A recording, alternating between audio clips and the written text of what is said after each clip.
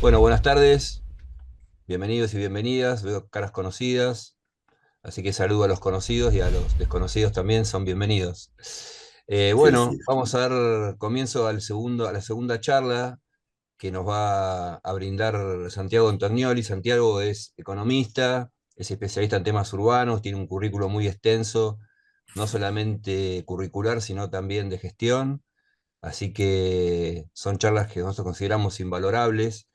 Estas charlas están en el marco de todas las acciones que el colegio lleva adelante, acompañando nuestro pensamiento y nuestra devolución que damos cuando somos consultados en los temas que suceden en nuestras ciudades del distrito. Bueno, Mar del Plata es un ejemplo de muchas cuestiones que están siendo cuestionadas, valga la redundancia, que siempre nosotros, digamos, intentamos canalizarlas por el lado de que no existe una planificación, que sea participativa, que sea abierta, que sea transparente. Y bueno, como siempre, nuestra crítica va acompañado de propuestas.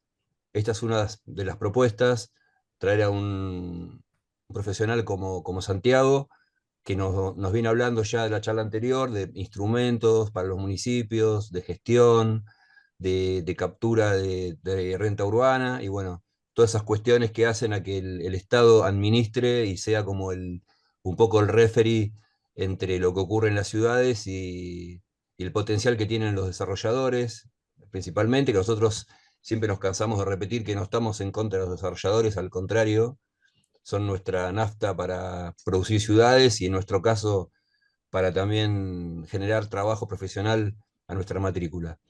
Así que nada, vamos a disfrutar de esta bajada que nos va a hacer Santiago de todo su conocimiento. Esto va a quedar grabado, así que también va a ser difundido. Generalmente se consume más una vez grabado y difundido que en un horario específico, como ocurre en este momento. Pero bueno, es un documento que el colegio guarda en su canal de YouTube, Capa 9 TV, y después acceden muchísimos colegas en el momento que lo puedan realizar. Así que simplemente antes de dar la palabra a Santiago, va a ser una parroquial nuestro secretario, una invitación para el lunes, así que le paso la palabra a él. Gracias. Bueno, gracias. No, sumando a esto de los eventos que organiza el colegio, en el sentido de colaborar, ¿no? Que es un poco lo que la ley colegial nos propone, que es colaborar con la planificación y con el hábitat de nuestra ciudad. De nosotros tenemos un distrito 9 que es muy extenso, son 14 municipios. Si bien estamos hoy, nada, preparando esto que les íbamos a contar, que es un encuentro de candidatos y candidatas a concejal. Va a ser el próximo lunes 25, 11 horas en el Espacio Cova, así que un poco los queríamos invitar. Que este encuentro de debates en realidad es como, no sé si es el final o el comienzo de lo que es el ciclo, pero que un poco también esto, siguiendo en línea con lo que dice Diego, está todo grabado, es un material donde se dividió la ciudad en norte, sur, oeste y la costa. Nos faltó ahí por ahí un temita con el centro, pero bueno, Perspectivas Urbanas es un ciclo que habla de los desafíos y oportunidades que tenemos en la ciudad. Yo soy de los convencidos de que la ciudad es un territorio de conflicto, pero bueno, en ese conflicto creo que hay muchas voces.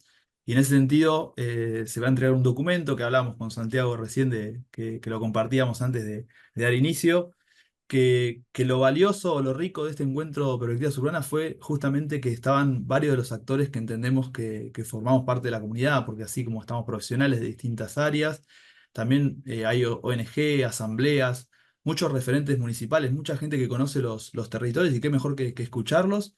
Y en estos debates que se armaban, bueno, se generaban documentos y todo esto está condensado en una serie de preguntas que se le va a hacer a los candidatos y bueno, creemos que debatir siempre suma, así que bueno, la invitación es para este lunes 25, 11 horas en el Espacio Coba. Así que ese era el aviso parroquial. Nada más, le doy la palabra a Santiago y muchas gracias como siempre por el tiempo y sabemos justamente de lo valioso que es escucharlo, así que él hoy nos viene con esta segunda charla que es articulación de instrumentos de gestión de suelo, banco de tierras, movilización de suelo ocioso y convenios urbanísticos. Gracias, Santiago. Bueno, muchas gracias Leandro, muchas gracias Diego, buenas tardes para todos los presentes, les agradezco y valoro que estén acá y para mí es un honor y un orgullo muy grande poder ser útil al colegio, al distrito, a Mar del Plata en particular, que es una ciudad que le tengo mucho afecto. Así que nada, voy a compartirles mínimamente mi experiencia, lo hice en la primera charla, pero quizás hay alguno nuevo. 2 segundos. Yo soy economista, me especialicé y tengo bastante interés en los temas que son relativos a la planificación territorial y el desarrollo urbano. Eh, Hice una maestría particular en eso y viajé a algunos lugares y puse el foco en aprender elementos útiles para la planificación que se desarrollan en otros lugares. Particularmente estuve un tiempito en Berlín, que es como un poco el Walt Disney de la planificación, o un ejemplo, una referencia muy importante.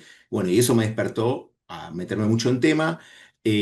Fui parte de distintas gestiones de gobierno, del gobierno nacional, en la gestión del PRO y en la gestión siguiente y en el inicio de esta gestión. Eso hoy está lamentablemente un poco desarticulado, pero eso me dio mucha interacción con municipios en programas que promueven instrumentos de gestión de suelo.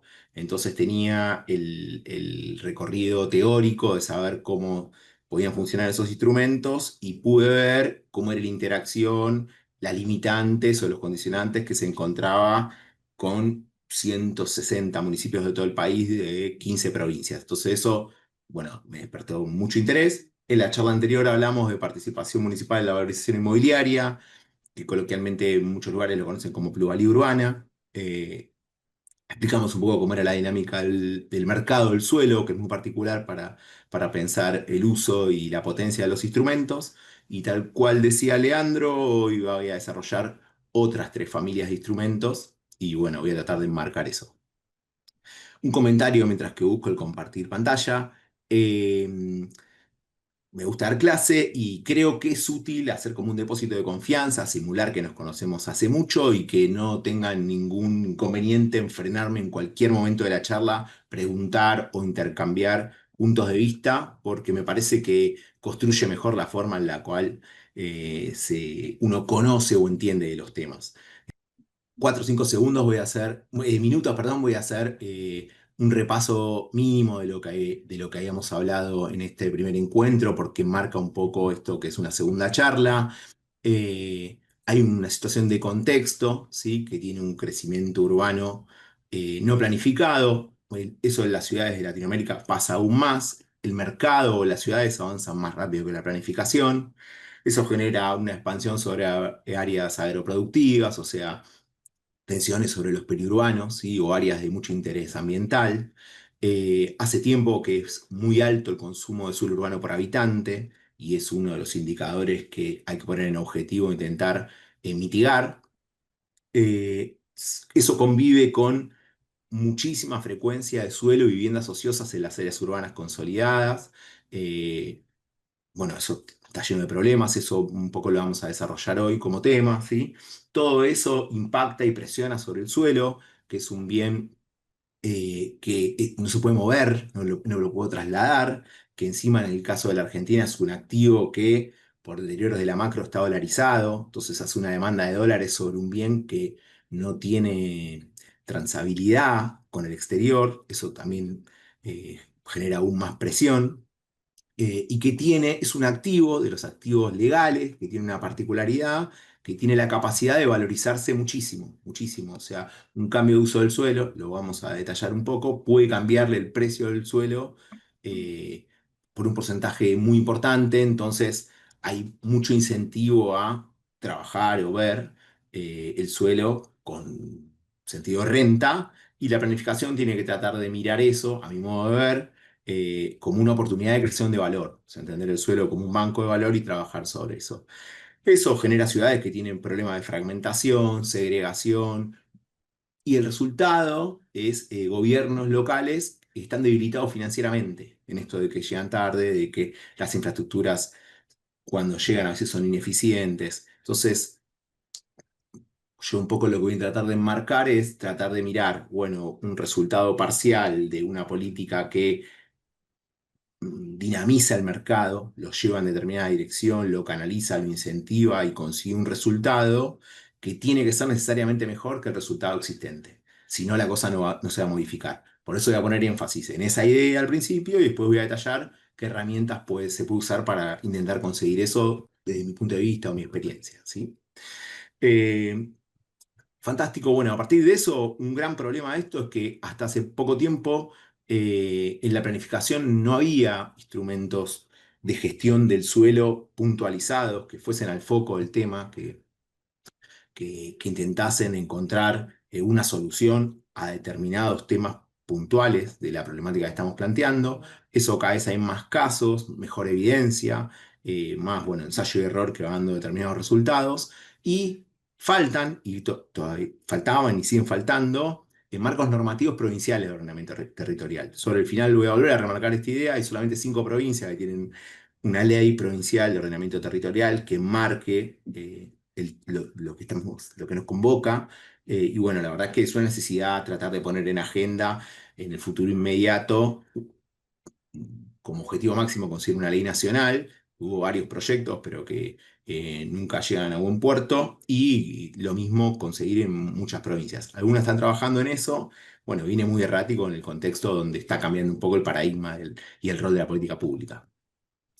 ¿Sí? Algo que yo marcaba la otra vez es que existen soluciones, o sea, la biblioteca marca un set de soluciones a esos problemas planteados como contexto, lo sintetizo muchísimo para no ser reiterativo.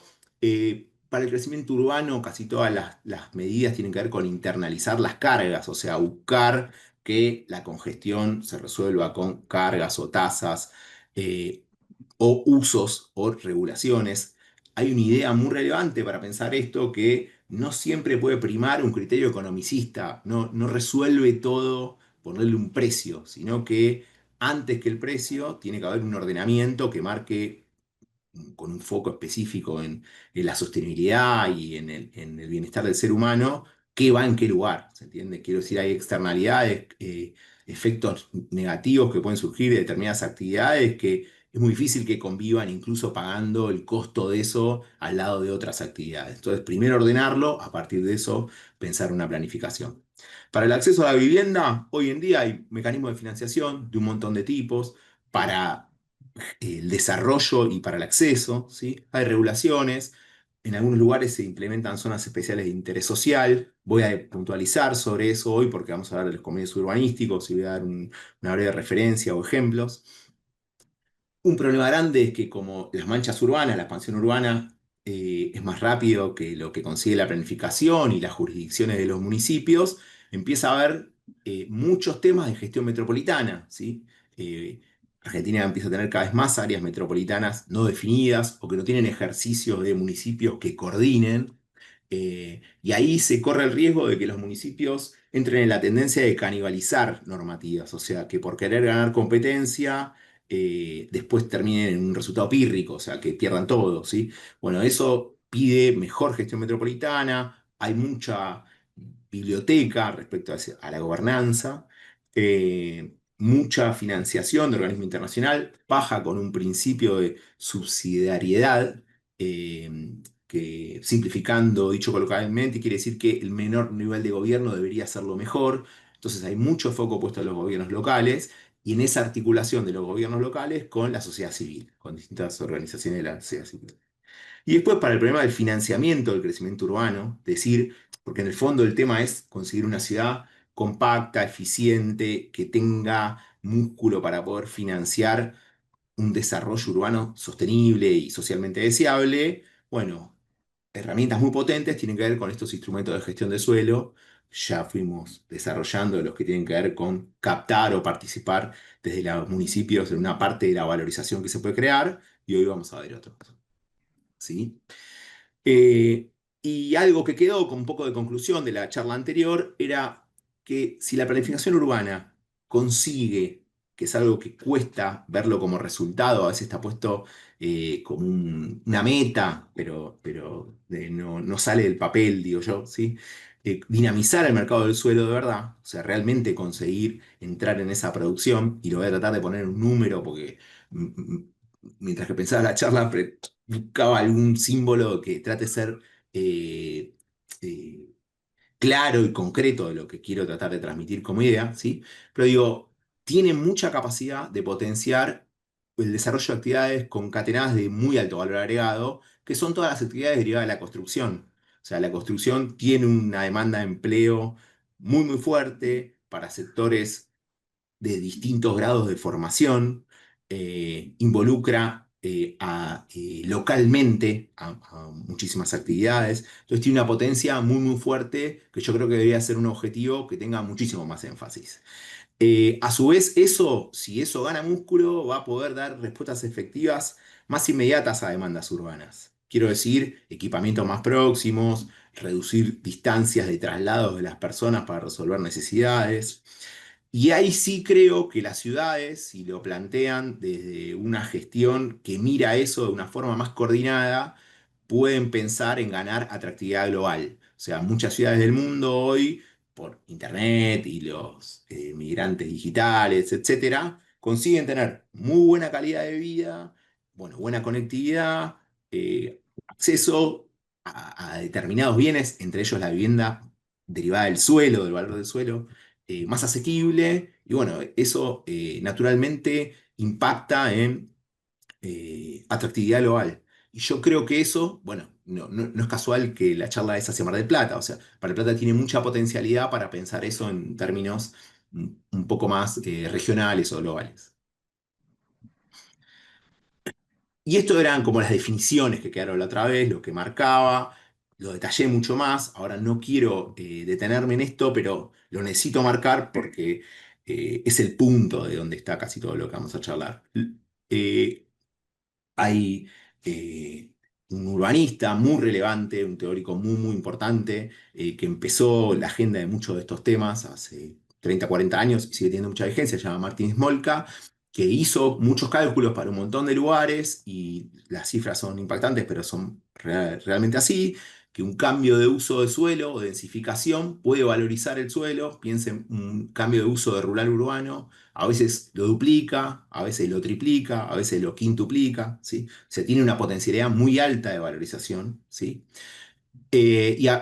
Por otra parte, cuando llega la infraestructura, cuando llega el saneamiento, cuando llega la conectividad vial, cuando sobre un área consolidada aparece un equipamiento con capacidad de valorizar, bueno, hay valorizaciones que logran duplicar el valor del suelo, es otra manera también de generar valorización. Entonces, la idea central es pensar el territorio barra el suelo como un banco de valor que permita resolver pujas distributivas, o sea, sobre el suelo, un poco en el sentido de lo que decía Leandro, se materializa un conflicto de intereses diferentes por el acceder al suelo, y yo, desde mi punto de vista, insisto en que una gran manera de crear valor es anticipar tendencias, ir en ese camino de buscar qué pasa en determinado lugar y ayudar en ese agrandar la torta a resolver esas pujas distributivas.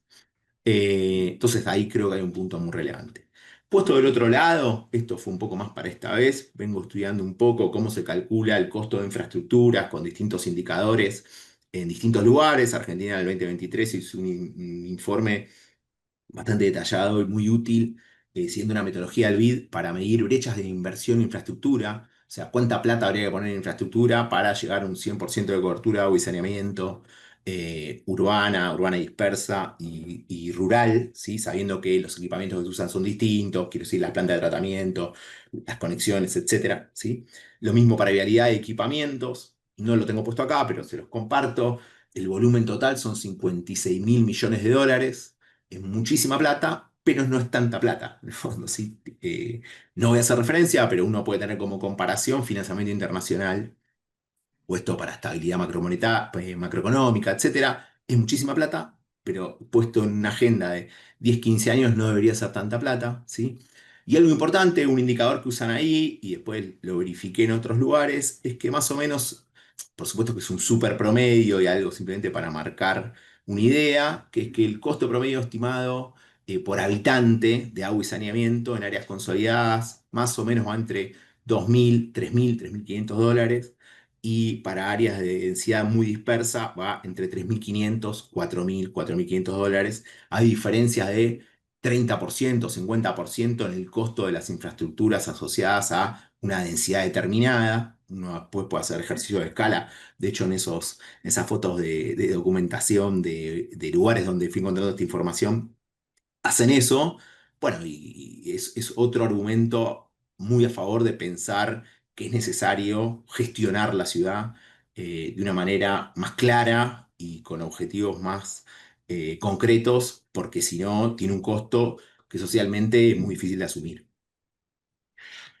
Entonces, para ya meternos después en los instrumentos, me interesa marcar esta idea que es que esto va a pasar si el resultado neto de esa coordinación de actores es mejor, es socialmente, quiero decir, después vemos quién lo paga, pero el resultado concreto global de esa coordinación para desarrolladores, para beneficiarios, para organizaciones de la sociedad civil que lo miren y para el Estado, tiene que ser mejor que el resultado de la interrelación más descoordinada, porque si no, indefectiblemente no va a pasar porque hay muchos incentivos para hacer negocio con el suelo, etcétera, ¿sí?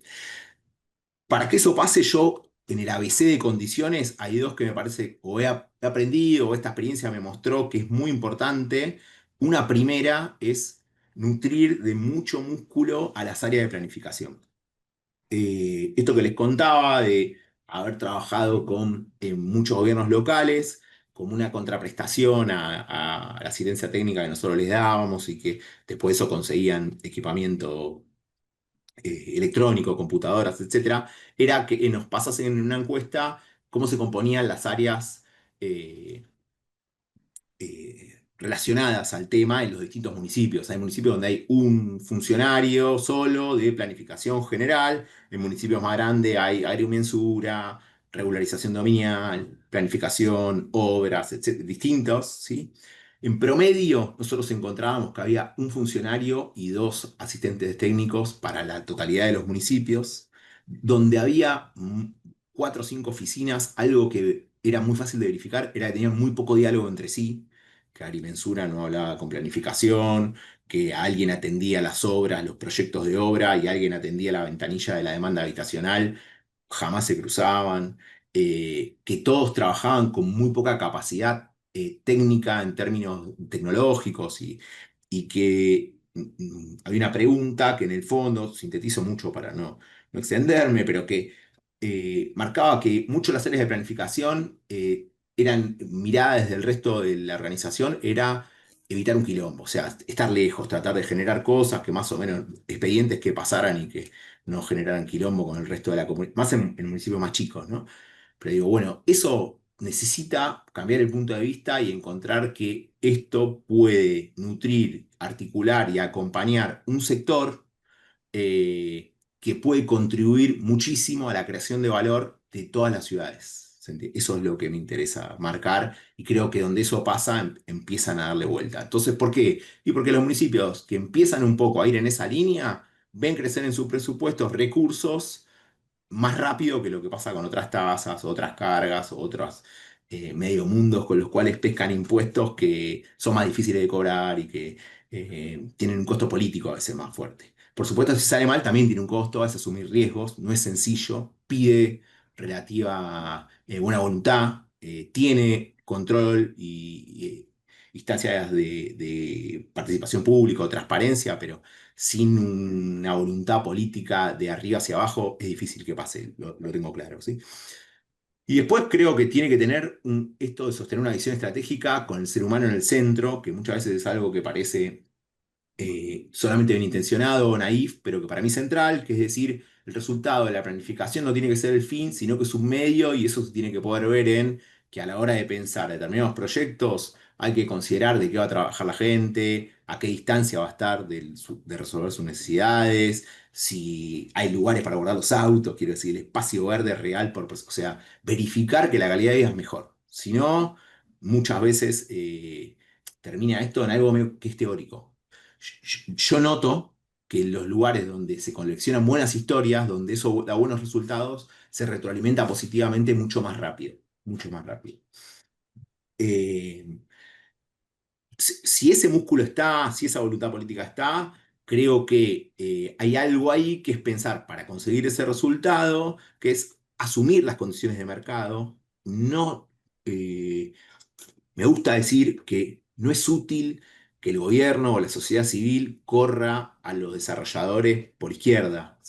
No creo que eso termine sumando, creo que pone gente a la defensiva, que no termina de resolver todo el problema, que hay que poner límites, que hay que marcar condicionalidades, lugares de restricción para determinadas cosas, porque si no el negocio mira solo la rentabilidad de un negocio, pero que asumiendo condiciones de mercado hay que articular acuerdos que vayan en ese camino y tratar de conseguirlo, entender el tiempo, o sea, negociar hacia adelante y en determinadas cosas donde se empieza cediendo, pedir resultados a futuro. Y después, que va en esta línea un poco de lo que me contaba Leandro, del ejercicio que están haciendo y de convocar a actores de la sociedad civil a charlar estos temas, a mí me parece que es muy potente en un montón de ciudades donde iniciativas de abajo hacia arriba, o sea, donde a veces órganos colegiados, colegio de arquitectos, ONGs, toman el tema urbano, lo ponen en la agenda, lo visibilizan, muestran la problemática, muestran la limitante. Eso cuando sube, sube con mucha potencia. O sea, hay momentos que la política lo agarra como agenda porque lo ve oportuno y porque no se puede desentender y llega de una manera con una sociedad que maduró mejor la discusión. En todo esto, o sea, esas son las condiciones, el AB, para mí, central, que tiene que suceder. El Estado tiene que poder aportar escala, estar tratando de estar atento a conseguir escala, en términos de tierra, en términos de gestión administrativa, en términos de comunicación, en términos de centralizar demanda. Y el privado, en ese esquema de coordinación, tiene que poder tener rent seeking, dicen los manuales, que es perseguir la renta, o sea, ser eficiente en minimizar los costos y buscar hasta dónde puede ir en el beneficio, cumpliendo con las restricciones o las limitantes o los objetivos de ese proyecto. La vez pasada sinteticé así, que es eso, ¿no? Planificación, reglas claras, relevamiento. Ahora me voy a marcar por qué. Creo que es muy útil la tecnología para que esto funcione mejor, porque hoy el GIS, técnicas de medición de impacto, son más claras, lo vuelve más mensurable, es más fácil cuantificar los resultados y poner objetivos lógicos y no abstractos, pero pide comunicación y mucha participación de la comunidad. Y acá, ¿vamos bien? ¿Algún comentario? Me pareció escuchar una voz. No, no, ¿vamos bien? Buenísimo, sigo. Y acá me permito el sesgo profesional de que esto de ser economista, para marcarles en el fondo qué es lo que yo más resalto en el fondo. Si uno mira, el PBI argentino se puede desagregar en 14 sectores. ¿Sí? ¿Está bien? No importa, esto lo puedo mirar con precios de un año, el 2004, dejarlo fijo y mirar qué pasó, o a precios corrientes. ¿Sí? Entre los 14 sectores, un sector es la construcción, otro sector son los servicios inmobiliarios, empresariales de alquiler, se llama el indicador de PBI, mide esto, ¿no? El real estate en su conjunto, o sea, cuánto es la construcción en todos los tipos, incluso la autoconstrucción, y cuántos son los servicios que valorizan esa construcción. Hoy, o sea, hace 15 años que en promedio la construcción sobre PBI en Argentina es 3,5%. ¿Sí? Visto desde el índice, o sea, con los precios congelados o una inflación a precios corrientes, poniendo todo a precios corrientes, da un poquitito más, 4 a veces, lo máximo que consiguió un año es 4,6. Por supuesto viene en retroceso porque hay un porcentaje ahí que es obra pública, pero digo, me animo a simplificar que eso da 3,5% y los servicios inmobiliarios son 9%. O sea que eso junto suma 12-13%. ¿Sí? Yo miro lo mismo para otros países del mundo, parto de Latinoamérica, donde hay datos publicados, que es México y Colombia. El construcción sobre PBI es 7%, o sea, duplica el peso del sector en la creación de valor, en el flujo de ingresos de un año de un país, ¿sí? Los servicios inmobiliarios son 14%, en su conjunto son casi el doble que lo que está consiguiendo Argentina en cualquiera de los dos casos. Cuando miro países europeos, construcción sobre PBI es 9, 10, 11%, los servicios inmobiliarios llegan a ser 19%, o sea que hay espacio para recorrer y es fácil ver, mirando cualquier calle de cualquier ciudad de la Argentina, que hay una necesidad de construcción. Entonces, yo lo que marco como punto en charlas más de café es no podemos seguir haciéndonos los desentendidos y jugar al resultado parcial que consigue la descoordinación, que es que a veces se puede especular, conseguir suelo que se valorice o hacer vivienda para un determinado sector de la sociedad que la puede pagar, la repaga, compra de vivienda de reserva de valor, etcétera, pero como resultado en su conjunto, todo el sector definitivamente tiene un resultado parcial que es peor que si hubiese más coordinación y consiguiese otra dinamización del sector. Sea, eso es lo que me interesa marcar y que entonces debería poner a todos a charlar, a mi modo de ver, desde otro lugar. Y creo que eso es más fácil de conseguir en lugares más chicos porque la escala hace que, bueno, tiene la desventaja de la proximidad, pero tiene todas las ventajas de la proximidad.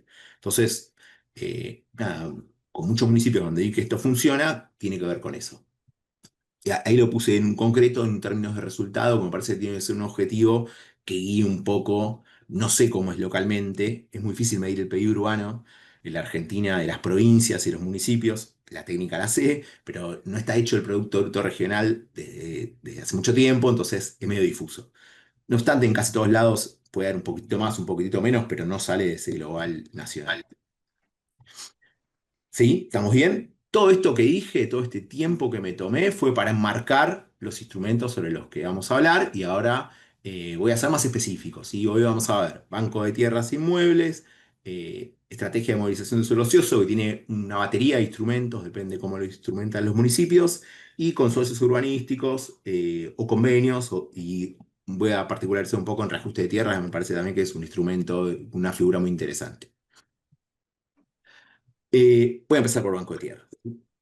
¿Qué es el banco de tierras? Básicamente es que el municipio tome, identifique, a partir de eso, gestione suelo urbano o periurbano, ¿sí? Que muchas veces tiene que ver con suelo de propiedad municipal o en gestión municipal, que el municipio tiene un acto posesorio de uso de ese suelo, o suelo fiscal o jurisdiccional de la provincia o de, no sé, parques nacionales en algunos lugares, ¿sí? Para entender que pueden jugar como reservas con diferente fin específico, ¿sí? Es muy importante que eso termine en una capajiz, en algún tipo de registro que el municipio use con un sentido privado, más estratégico y tenga alguna bajada pública de cosas que se puedan mostrar, ¿sí?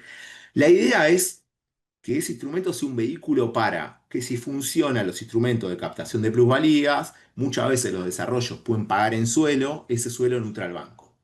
¿Se entiende? ¿Sí? Yo ahí pongo un ejemplo súper de fondo, solamente como una referencia, que es el municipio de Napa, donde está Napa Valley en California, que hace 30 años que existe el Banco de Tierras y tiene un fin específico que es tierra de reserva de servicio ambiental para siempre, eterna, supuestamente. Entonces está marcado, lo tienen fijo, saben que eso da servicios ecosistémicos a parcelas linderas a veces o muy cercanas que tienen otra actividad, pero bueno, el municipio gestiona que determinado porcentaje de la tierra esté en esa lógica, ¿sí? A veces esas tierras acá, los que más funcionan, tienen por finalidad disponer tierras para políticas sociales, o sea, que sean después lugares, y ahí viene el punto de intentar que no sean lejísimos de la ciudad, o sea, tratar de empezar a trabajar en una lógica de ciudad más compacta. Cuando esto articula con otro de los instrumentos que vamos a ver, gana mucha potencia, ¿sí? A su vez, si el municipio tiene mucha tierra, hay algunos casos, el más conocido en Argentina es Trenquelauquen, que tiene un porcentaje muy relevante de la tierra que puede expandir el municipio, sirve para regular el suelo y desincentivar la especulación, porque cuando ve que el precio del suelo tiene una presión alcista que no termina de tener efecto con otras políticas que puede generar la planificación o el Estado, libera tierra, baja el precio y arbitra para abajo y consigue el tiempo ir incorporando oferta. Esos lugares más chicos es más fácil porque la demanda está más limitada. ¿Sí? Y yo en muchos de esos instrumentos que presento conceptualmente dejo algunos, si quieren, tips o ideas de cosas que vi que funcionan y que están buenas para tener como pauta para la normativa. No tengo problema en pasarles modelos de ordenanza, tengo un montón, yo estudio, lo relevo, tengo un montón de lugares del país, entonces veo en algunos lugares cómo lo arman, etcétera, ¿sí? En algunos funciona esto de un registro público de tierras, ¿sí? La capa que ven ahí es de Montevideo, ¿sí? En otros eso son muy reservados y piensan que les va a traer un problema y las capas existen, pero son privadas, no son tan fáciles de tener acceso. Bueno, de vuelta, ¿no? A veces ese banco de tierras es un mecanismo útil y de actualización para marcar reglas claras en cómo el Estado puede comprar, ceder o donar o trabajar con herencias vacantes en un municipio. Si eso después convive con ordenanzas que marcan otros instrumentos, más potencia gana todavía, ¿sí? También sirve para definir prioridades, o sea, en qué está interesado ese municipio en conseguir con esas reservas de tierra que está tratando de generar. Por eso puse el ejemplo ese de Napa, del el condado de Napa. ¿Sí? Y después muchas veces esa ordenanza se usa para declarar y formar un fondo de desarrollo urbano, que es una cuenta, es como donde se gestiona una plata que a veces, porque muchos de esos predios después se pueden usar para concesiones o agarran valorizaciones, sirven para nutrir con destinos específicos las capacidades de los departamentos de planificación. En algunos lugares, en Argentina conozco un solo caso, son un fideicomiso. O sea, son una cuenta de manejo, gestión estatal con fin específico que está por afuera del presupuesto del Estado. ¿Sí? Voy a pasar a convenio urbanístico. ¿Sí? ¿Estamos bien? ¿Dudas, comentarios? Lo que ya les transmito esto, me frenan cuando quieren, ¿sí? No hay ningún problema. ¿Sí? Los convenios urbanísticos son acuerdos marcos, ¿sí? Son tipos de contrato. A mí me parece que tienen muchísima atractividad porque estos son muy versátiles, hay un montón de tipos, me imagino que muchos conocerán, ¿sí? Yo trato de conceptualizarlos, ¿sí?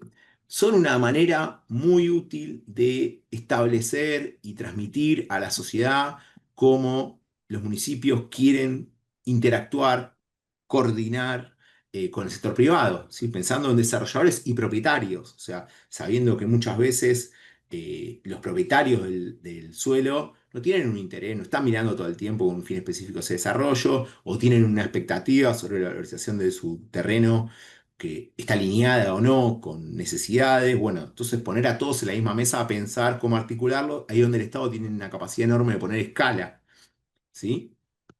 Y es un mecanismo que da muchos ejemplos de una cooperación que consigue distribuir de manera equitativa beneficios y cargas, porque cuando se produce transforma lugares generalmente de superficies amplias, entonces aparece mucha valorización.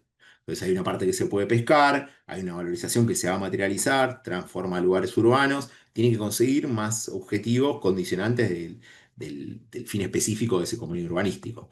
Y después tiene temporalidad, o sea, es un acuerdo, pero también fija, por eso la figura del consorcio, la sostenibilidad de ese proyecto en el tiempo, que no se vuelva un elefante blanco, que no se vuelva un parque que después no se mantiene, que pueda, que tenga capacidad o previsión de ir cambiando tipologías o particularidades en función de cosas que se prevean. Entonces, me parece que si eso se materializa, empieza a retroalimentar algo que en el fondo se busca, que es que esa lógica de planificación pase a tener cada vez más independencia o autonomía del gobierno de turno. O sea, la política y la gestión va cambiando, puede modificar la priorización o la intensidad de la gestión de la política pública, pero las líneas de base no se modifican.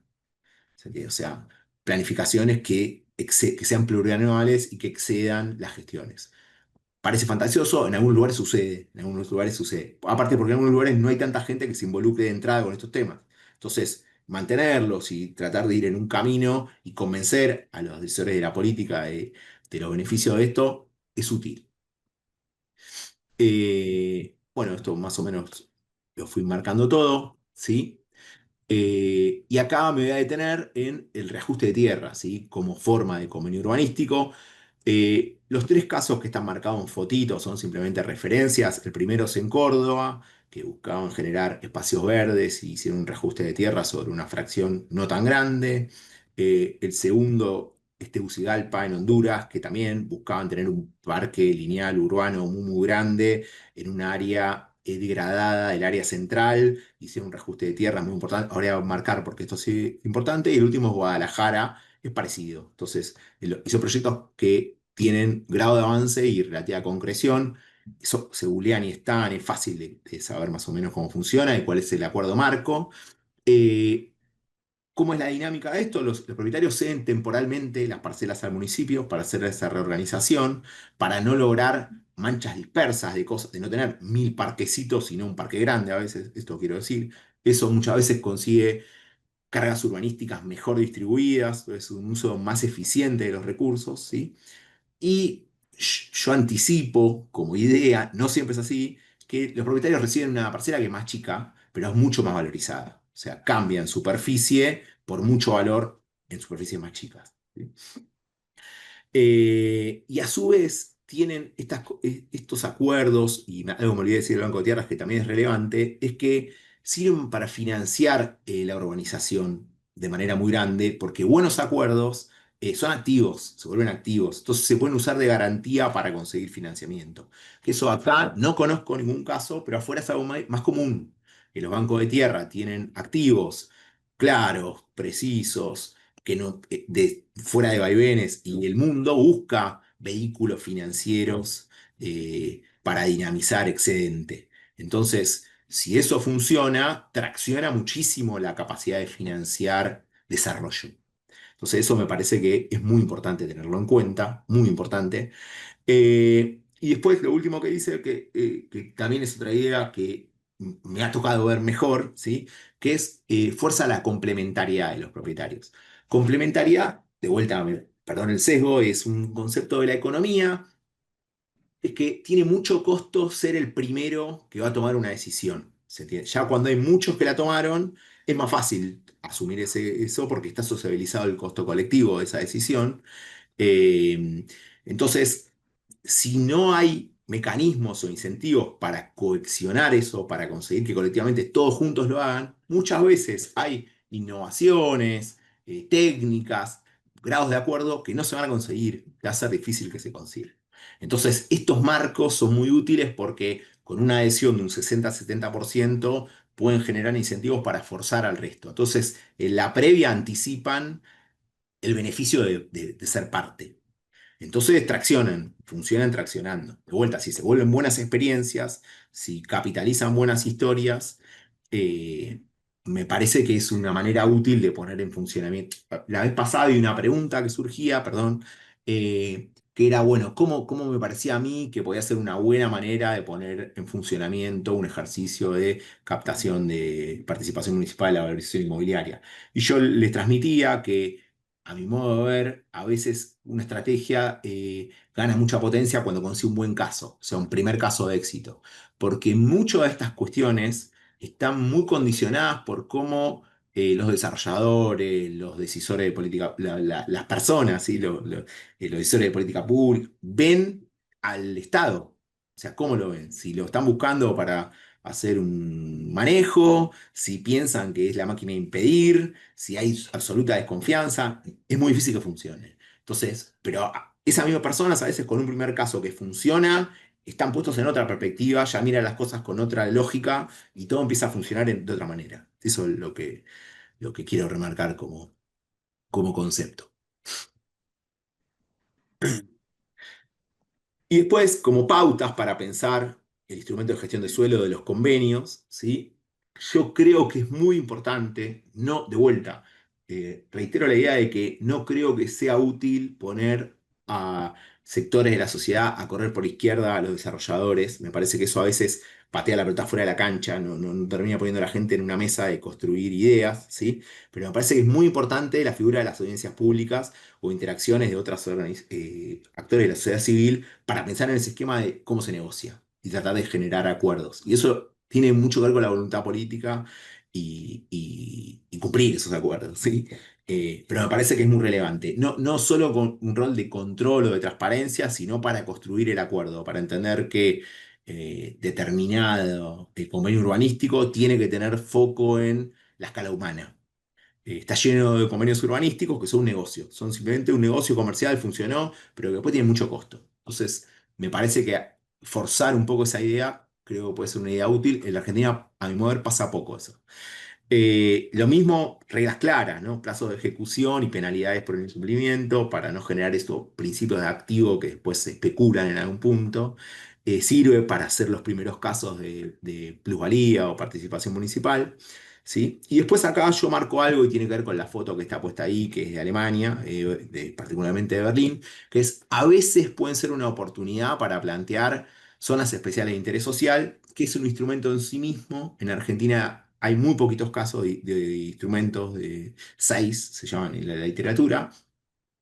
Yo como para hablar de algo que no despierte polémica, si quieren, en Alemania en los años 70 tuvieron una migración muy fuerte por política de desarrollo y que lo buscaban de migrantes vietnamitas muy grandes que no se integraban, se identificaban, se habían focalizado en traficar tabaco, entonces estaban muy fuera de la trama social de Berlín y en barrios poco lejos del centro, pero que habían quedado poco conectados y deteriorados, hizo un enorme convenio urbanístico para que el 30% de las viviendas fuese a adultos mayores, un 20% para vietnamitas, con un contrato de cesión de uso de 70 años. O sea, no era una propiedad para siempre, pero que eso no la podían vender, o sea, tenían que hacer un uso de eso, y el resto a mercado. Y el objetivo no era solamente conseguir vivienda asequible, sino entramar, o sea, verificar. Tenían puesto en lo que a mí me mostraron como modelo de convenio, conseguir que las generaciones tuviesen mayor integración. Y está relativamente conseguido. Está conseguido porque las generaciones posteriores son no alemanas, pero lo que pasa, lo que nosotros podemos verificar siendo argentinos y derivantes de mucha migración. Entonces hay veces que la planificación para cosas puntuales, a veces simbólicas, no tiene que resolver 100% del problema, pero puede ser muy útil en ese sentido. O yo opino que puede ser muy útil. No lo veo acá, no lo vi nunca que suceda, pero es una idea que me interesaría ver desarrollada en algún punto. Y ahora voy a ir a la última sección, tampoco busco aburrirlos mucho y me gusta ser concreto en esto, que son estrategias de movilización de suelo ocioso, que son instrumentos voy a ser claro en esto, no busco pasar un chivo, pero es muy importante. De todos estos instrumentos de gestión de suelo, estos son los que piden con muchísima necesidad y rigor la participación de un abogado. ¿Por qué? Porque necesitan alinearse, tienen todos un paraguas de la normativa nacional, pero hay que adecuarlos mucho a los gobiernos locales, a las legislaciones de los gobiernos locales. De hecho, yo me animo a contar de qué van, pero la verdad es que relatados por un abogado ganan muchísima efectividad en entenderlos, en entender más los procedimientos, tienen mucho tema de lo procedimental, ¿sí? Sin ánimo de pasar ningún chivo, pero lo digo para destacar porque es importante. Yo trabajé en esto mucho con Soledad Arenaza, que sé que es de Mar del Plata, que algunos la conocen. Bueno, Soledad en esto fue una compañía muy relevante para encontrar esto, vericuetos, o sea, formas, procesos.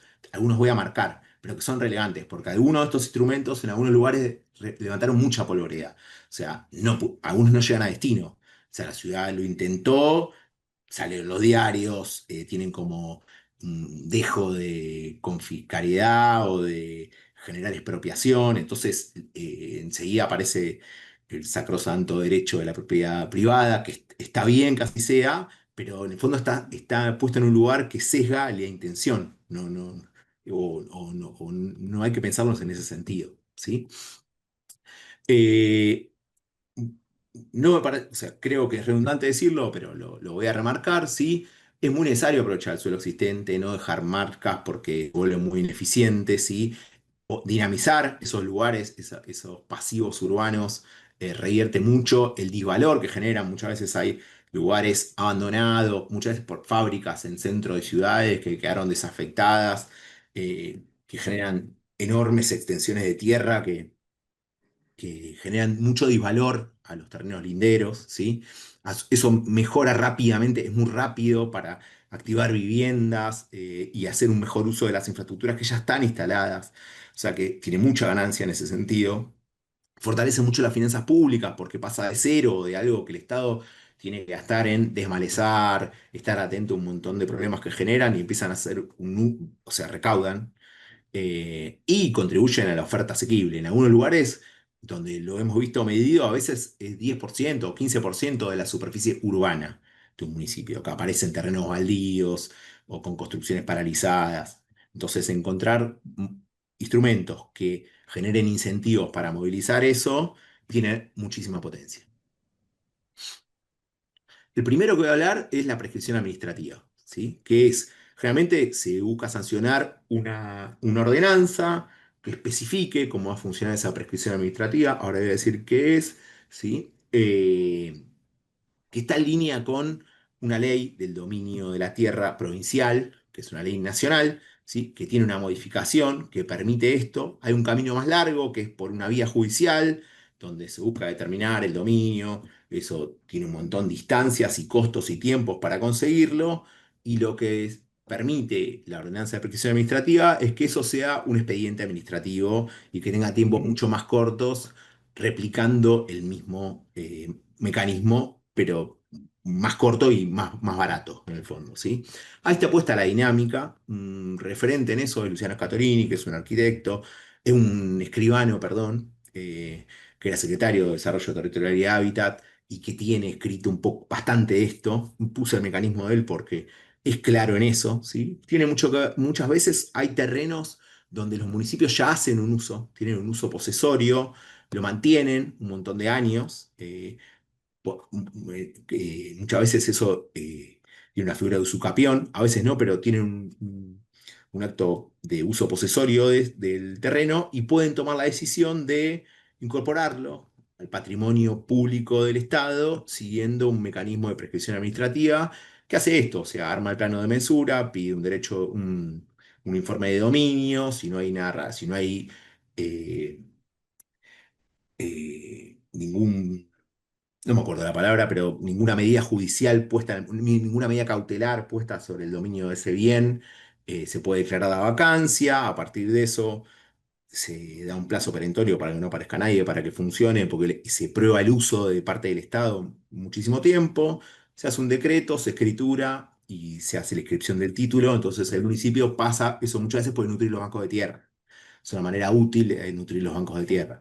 Muchas veces de esa forma se desafectan o se cambia el uso de bienes sobre los que el Estado tenía un uso que cambió de fin, que ya tiene otro objetivo, ¿sí? Eh, a su vez, perdón, acá. A veces esa figura sirve para regularizar barrios populares, o sea, barrios populares que están instalados sobre predios que tienen jurisdicción provincial o que se generó una herencia vacante o que, bueno, y se puede probar un uso posesorio de muchísimos años, es el mismo procedimiento y facilita que una primera instancia de seguridad en la tenencia, o sea, de que los participantes del barrio popular quieran entrar en esa lógica y entrar y empezar a generarlo, porque hay una primera tenencia colectiva. Entonces, y después el Estado lo puede subdividir, seguir todo el proceso administrativo hasta escriturarlos.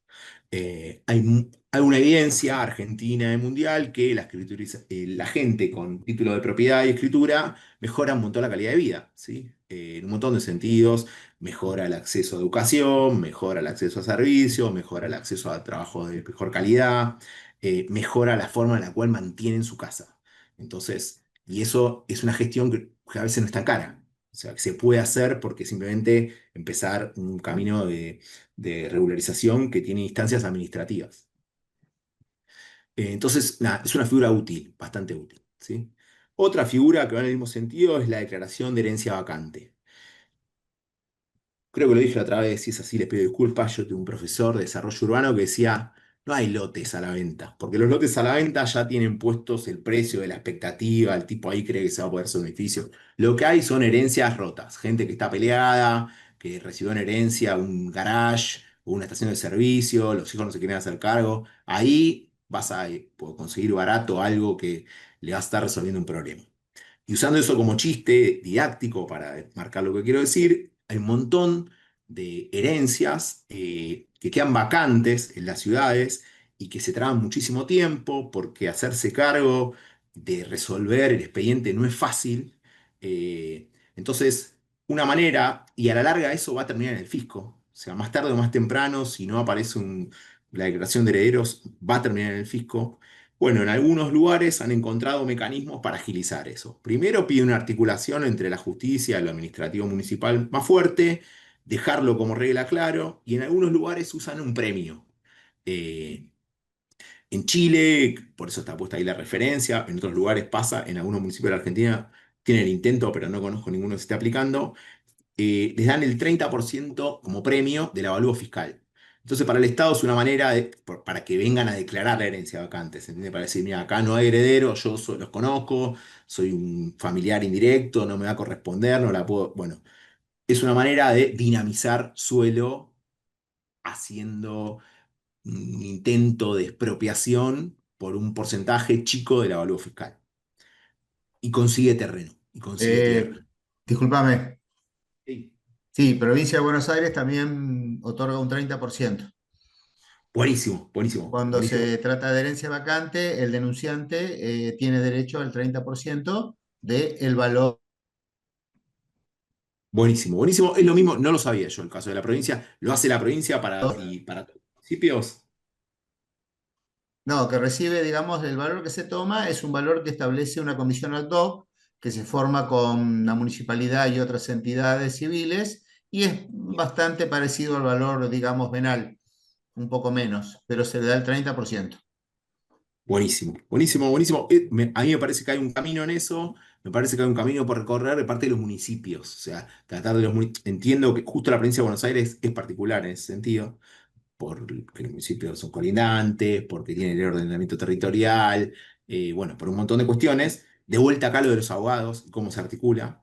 Pero digo, en muchos municipios del país, por ejemplo en Mendoza, se intenta aplicar esto en municipios que saben a qué bienes lo quieren aplicar, o sea, que saben que están trabados hace muchísimo tiempo, muchos para inmuebles rurales. ¿Sí? Así que me parece que es una figura interesante para tener en cuenta y pensar como instrumento. Así que agradezco el comentario. Y por último, una que da mucha controversia, pero que digo en este sentido de que a veces está mal narrada, que es la declaración de edificación necesaria o un impuesto progresivo a la vivienda o el inmueble ocioso, ¿sí? Eh, esto, el objeto de esto son los terrenos baldíos o con edificaciones paralizadas o derruidas. Las fotos de Neuquén, que en la ciudad de Neuquén tenían contabilizadas un montón de esqueletos de obras paralizadas que quedaron sin ningún dinamismo, ¿sí? Y lo que busca esto es, en el fondo, marcar incentivos. No persigue un fin recaudatorio. Lo mismo que pasa en el fondo con plusvalía, que es como regular las formas en las cuales se persiguen esas rentas. El objetivo de esto es marcar reglas de juego que consigan como resultado dinamizar el suelo. Ese es el objetivo, ¿sí? Entonces, para eso es muy importante establecer plazos claros, largos, muchas veces se tiene que pensar 10 años para que sean efectivos, con tasas progresivas de todo ese recorrido de año, plurianual, ¿sí? Y empezar con una tasa baja, pero que vaya castigando muy fuerte hasta equiparar quizás el valor patrimonial de la propiedad para decir, mira, necesitamos que este bien se dinamice, ¿sí? Y a su vez contar con incentivos fiscales cruzados, ir en el camino al revés, que si se te notifica de la declaración de edificación necesaria, bueno, si vos lo dinamizás, el Estado te baje algunos impuestos, te da algunas accesibilidades para conseguir que esa obra se dinamice, se ponga en uso. O sea, el objetivo es dinamizar el suelo, no recaudar. Vuelvo a remarcar eso, entonces va en ese sentido. Esto puede a veces prever, nosotros hemos hecho programas de gestión de suelo, donde están puestos un montón de ordenanzas todas juntas y dialogan entre ellas. Entonces es útil cuando eso prevé cómo articular con convenios urbanísticos para baldíos o edificaciones derruidas de mediana escala o un poco más grandes. Bueno, a veces es útil ponerle a mano ya el convenio, es decir, el Estado te va a poner determinado factor para tratar de que esto funcione, qué hacemos con la tierra, cómo lo armamos, cómo lo dinamizamos, ¿sí? A veces puede servir para ponerlo como compensación de deudas, también esa carga que va generando sobre esa obra paralizada puede compensar deudas. De vuelta va generando activos para el municipio, ¿sí? Muy importante para que no, a veces, o voy de otra manera. En algunos municipios fue necesario poner que estaban exentas los títulos de propiedad de vivienda única. O sea, si era la vivienda única de alguien, no corría esto. Es decir, no busca, no tiene un fin de tu casa, sentido ser expropiatorio. O sea, la figura última es sí la expropiación, naturalmente la expropiación, pero a veces es necesario no nombrarla, porque en el marco de la Constitución, el Código Civil y Comercial, ya va a estar, y esto lo que está buscando es poner en foco que el municipio tiene interés en dinamizar el suelo, ¿sí? Y después lo que es muy útil en esto es, la vez pasada yo les decía que algo que es muy potente para que esto funcione es tener un observatorio de precios del suelo que releve, bueno, esto, Santiago, ¿no? ¿te puedo hacer una consulta? Disculpa. Sí, por Sí. supuesto. Bueno, gracias. Calculo que ya lo deben tener evaluado, pero ¿esto podría aplicar para las obras del Procrear que están paralizadas en todo el país? ¿Este tipo Eh, de edificación sí, necesaria? sí, mirá, sabes que está buenísimo el comentario porque me olvidé, blanqueo que me olvidé de mencionarlo. Pero si vuelvo muy atrás, yo marcaba en las soluciones y set de políticas públicas que se usan, qué está pasando con las obras de Procrear. Justo esta semana hubo una noticia en ese sentido. Están en un contexto de municipalización, ¿sí? Está sucediendo que esta semana hubo obras de 3 de febrero que se municipalizaron, o sea, del dominio de algo licitado que había pasado, que estaba totalmente paralizado en el Estado, le están trasladando el pliego, la licitación y la obra y el terreno al municipio, y el municipio va a licitar la obra de manera privada. Todavía no es claro cómo hacer el acceso a esa vivienda. Yo Claro, creo que los municipios, muchos van a ir en ese camino y pensar, los procrear, las figuras son distintas, depende de quién es la gestión de la tierra, etcétera. Pero son figuras que tienen que ir en ese sentido. O sea, el objetivo es dinamizar elefantes blancos de todos los tipos. Entonces hay claro. procrear que están a 10 o 20%, o algunos que ¿Mm? duelen solamente el esqueleto, que piden volverse una vivienda. Sí, ¿Sí? entiendo. Mirá, y ahí Perfecto. remarco esto que iba a decir en esto de los observatorios de precios del suelo, que de vuelta, o sea, departamento de planificación con un poco más de músculo, con un poco más de músculo, no es necesario que sea muchísimo. O sea, ¿qué quiero decir? Que tengan un poco más de recursos, que tengan un poco más de tecnología, que le permitan tener un poco más de personal. Bueno, tienen técnicos que están midiendo porcentaje de suelo edificado, porcentaje de suelo vacío, eh, algunas piezas, el registro del banco de tierras, y es muy importante para este tipo de obras seguir un coeficiente de uso real del suelo para marcarle, para que no hagan el gesto, para decir, bueno, mira, pinto una pared y no está inmovilizada, ¿sí? Y hay muchas cosas que se hacen de medición de los consumos de energía, o verificación ocular, o satelital, pero bueno, se puede medir de manera técnica el uso real del suelo de obras en las cuales se declara. Entonces, la norma termina siendo súper clara. Es decir, qué quiero, en qué lugar, para qué tipo de tipologías, qué pretendo de esta obra. ¿Se entiende? Eh, Estoy sintetizando un poco, ¿sí? Esos serán los tres instrumentos que íbamos a ver hoy, que traté de dar así un pantallazo. No me parece pertinente focalizar en el tipo, o sea, decir cómo es el articulado de las normas. Está todo eso, está a disposición 100%, pero me parecía que lo conceptual y dar algunas pautas genéricas iba a ser más efectivo para entender de qué estamos hablando. Yo tengo relevadas 167 ordenanzas hasta este año, ¿sí? En 22 jurisdicciones, o sea, en 22 provincias, ¿sí? Tengo muchas, o sea, de todos los tipos, de algunas que fui buscando de un montón de lugares y de las que nosotros contribuimos a que se sancionaran. El indicador detallado debajo es mío, es lo que yo percibo de verlo, muy probablemente sea errado, pero de tener contacto con municipios, de estar atento a leer las noticias, para mí funciona más o menos el 40% de las ordenanzas generadas, ¿sí? Hay mucha letra muerta, o sea, hay muchos planes de ordenamiento o planes sectoriales que piden incorporar los instrumentos de gestión del suelo como último capítulo, pero después no se aplican. Entonces eso no termina pasando.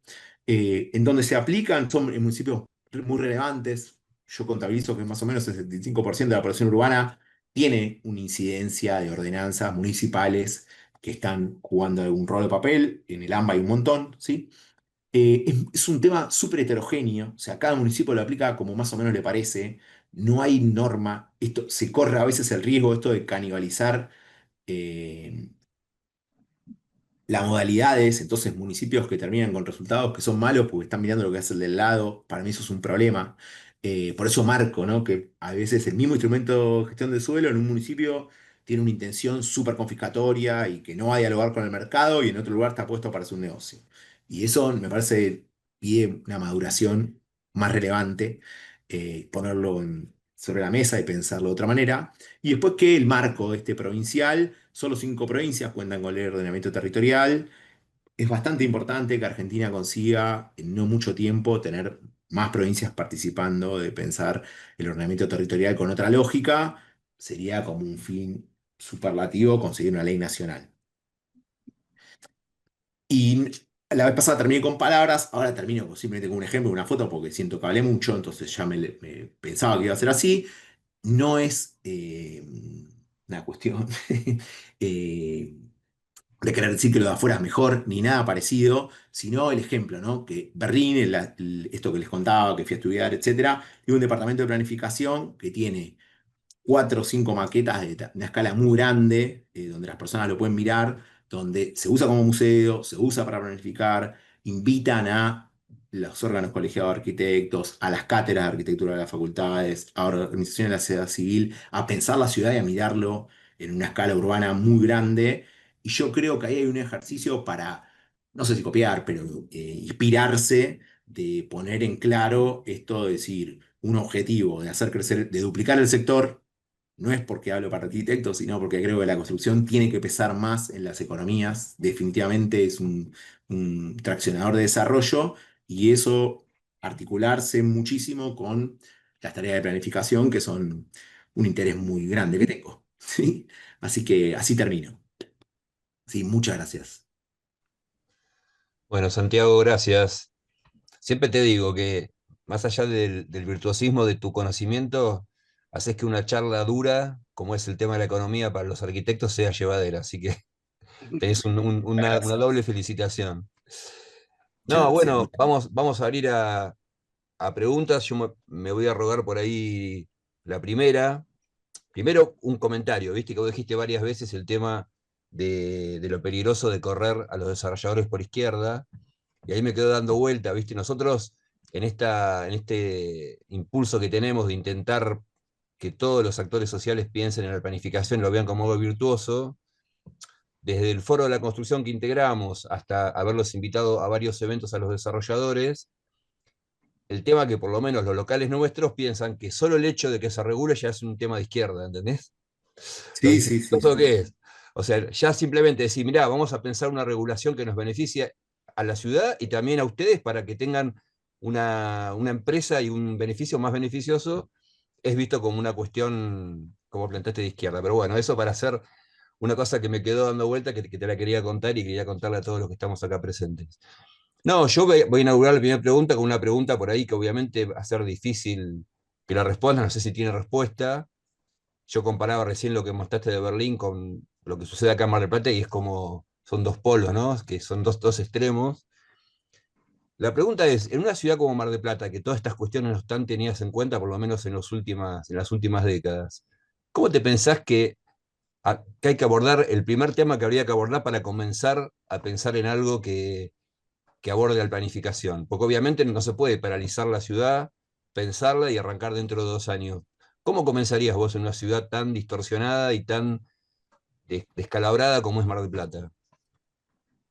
Eh, es como un tema súper difícil. Yo Y por eso te dije, seguramente que no tiene voy, respuesta.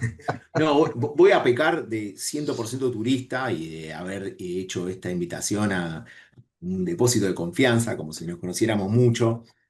Quizá es un error, pero yo mirándolo súper de afuera y desde que soy chico me da la sensación que en Mar del Plata, eh, el sector inmobiliario o algunos desarrolladores, o etcétera, mirándolo súper de afuera, no sé ni los nombres, ¿sí? Pero pesan en la gestión municipal. Pesan. Entonces eso hace que quizá cualquier tipo de control haga esto que esté puesto como que parece de izquierda.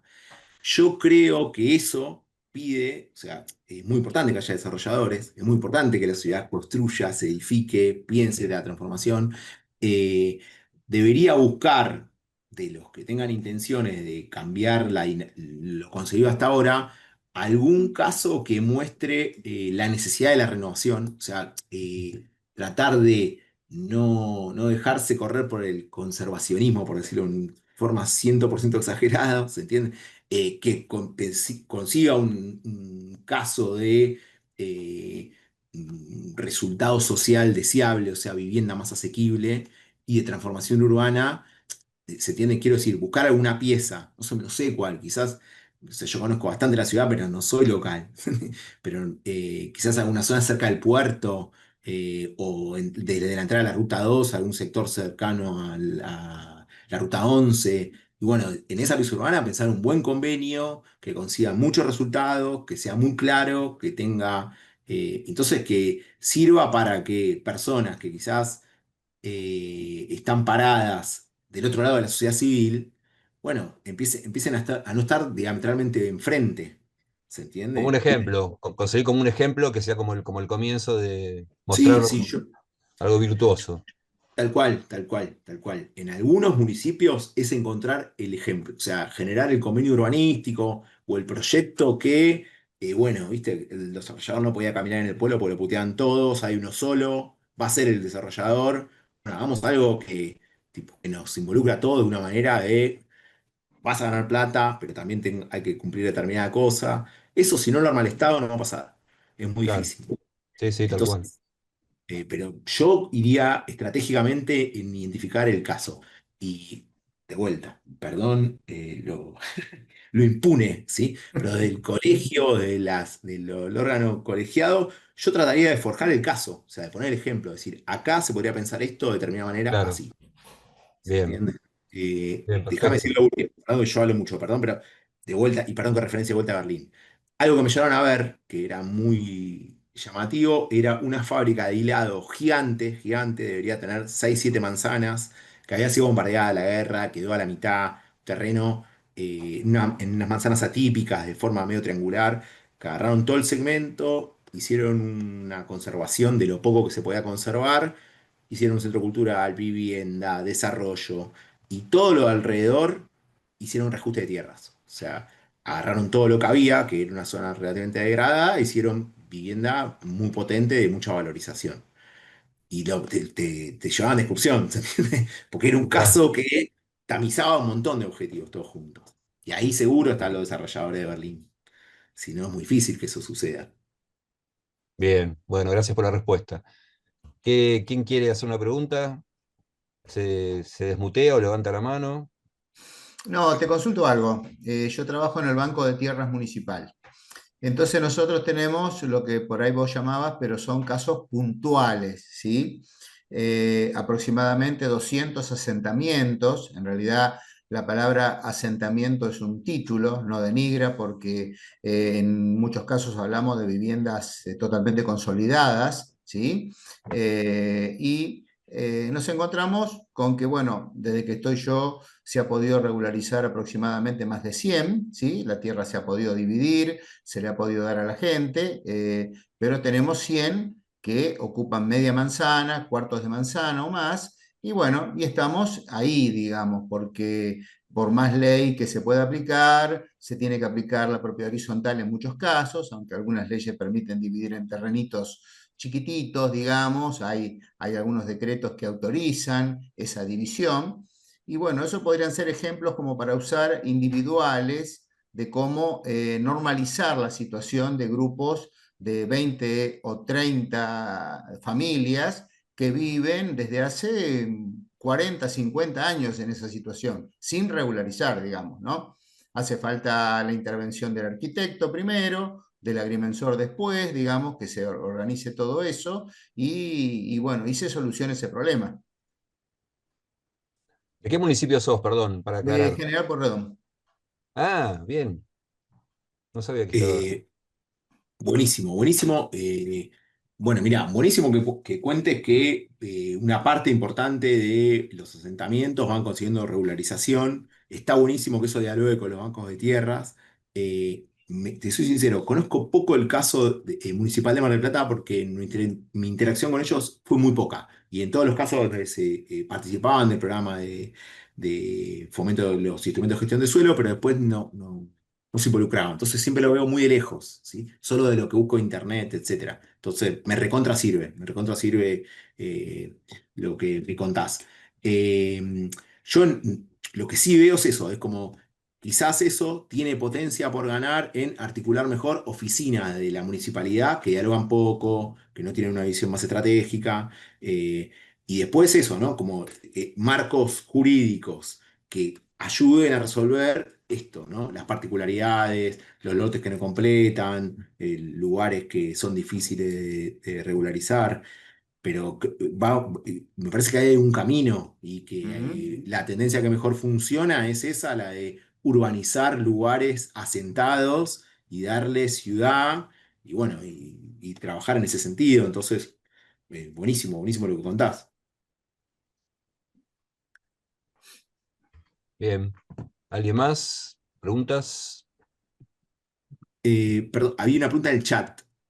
Ah, bien. eh, que cómo se compatibiliza con la ley de acceso justo al hábitat. 100.000% sería la respuesta. La 14449 fue el puntapié inicial de los instrumentos de gestión de suelo. Hubo un trabajo muy, muy fuerte con organizaciones de la sociedad civil para forjar esa ley de la provincia de Buenos Aires y es el marco en el cual algunos municipios comienzan haciendo una declaración, una ordenanza de declaración de suscribir a la 14449 y a partir de eso, un caminito de ordenanzas que tratan de pasar por las legislaturas. A mi modo de ver, cuanto más detallan, si funcionan, es mejor. O sea, que haya ordenanzas particulares de los instrumentos, funciona. Porque pone temas en agenda, en debate, las ajusta. Cada municipio tiene su particularidad, entonces me parece que es útil. Si son solamente para sacar las sanciones y no funcionan, no, por supuesto no tengo ni que argumentar que no sirve. Pero me parece que hay un camino ahí de vuelta hizo de Arenaza, perdón, no pasó chivo, pero es así. O sea, ella trabajó en la redacción de la 14449, tiene mucho que ver en esa parte de los instrumentos de gestión de suelo, de ahí vino toda esta parte, hay toda una biblioteca, un montón de lugares, que la ley de acceso justo al hábitat toma eso, ¿no? Así que me parece muy relevante. Yo te voy a hacer otra, Santiago, ya que no hay nadie que esté preguntando. ¿Estás al tanto de lo que están haciendo en Santa Fe de incorporar el ordenamiento territorial a la Constitución? ¿Te parece que es bueno o rigidiza mucho la norma para que se pueda después, no la hace dinámica? Estoy al tanto, la provincia de Santa Fe tenía como dos intentos de ley. Lo que a mí se que me pasa con eso, no tengo del todo argumentos para saber qué es mejor. Es como un tema que, no sé, me parece muy de los abogados del todo. ¿Se entiende? Santa Fe tiene dos casos muy buenos de dinamismo en la planificación, que son convenios urbanísticos en el puerto de Santa Fe, con sesiones de uso de 100 años, que eso me parece que está bueno como figura y ha ordenado y ha hecho una renovación que está buena. Y después Rosario, que tiene nada, un recorrido más fuerte, más presente, mucha participación en la valorización inmobiliaria, es medio pionero en eso. Eh, Conozco el intento de ley y sé que están buscando darle escala de la Constitución, pero yo no te sé decir realmente qué es mejor. De vuelta No, porque creo que eso es un abogado. pareciera que fija normas que van a impedir que los municipios sean discrecionales, ponele, pero por otro lado, al estar en la Constitución es una norma dura que no se puede modificar, ¿no? Por eso la falta de dinamismo. Claro, o sea, o sea, viste que marco un poco esto. Los municipios no deberían canibalizarse, o sea, deberían tener acuerdo. Si vos me preguntas, ¿para eso hay que estandarizar la norma y que baje directa? Yo creería que no, pero no. Mm. Ahí hay un tema que es como, me parece más de la ley y de pensar la ley y de cómo dialoga la ley, que no lo sé bien, realmente no lo sé. Bueno, cubriste Sí. todas las dudas, Santiago, con tu Bueno, participación. fantástico. La Muy verdad que buena la charla, estuvo, Santiago, sí, gracias. muy buena, muy buena. Gracias. Muchas Estamos gracias a usted. expectantes Bueno, para la muchas gracias tercera, por la que seguramente, información que diste, ¿eh? bien. Gracias, muchísimas gracias. No, Un estamos gran expectantes, digo, para dentro de un mes aproximadamente, vamos a ir con la tercera, así que nada, te dejamos tiempo para que la prepares. Genial, genial, genial. Ahora sí, un chivo si quieren. Esa tercera charla va a pormenorizar en ejemplos, en casos que Bien. combinen un poco todos los instrumentos. Ya fui coleccionando bastante, pero tratando de ser didáctico, porque tengo mucho, pero busco no ser reiterativo. Así que nada, pretendo eso, como darle que quede un recorrido que haya permitido entender un poco más y encontrar bemoles en todas estas cuestiones. Bárbaro. Bueno, Santiago, Bueno, gracias. Nos vemos la próxima y a todos los que participaron también les agradezco. Bueno, nos vemos en la siguiente. muchas Buenas noches. gracias. Un saludo para todos.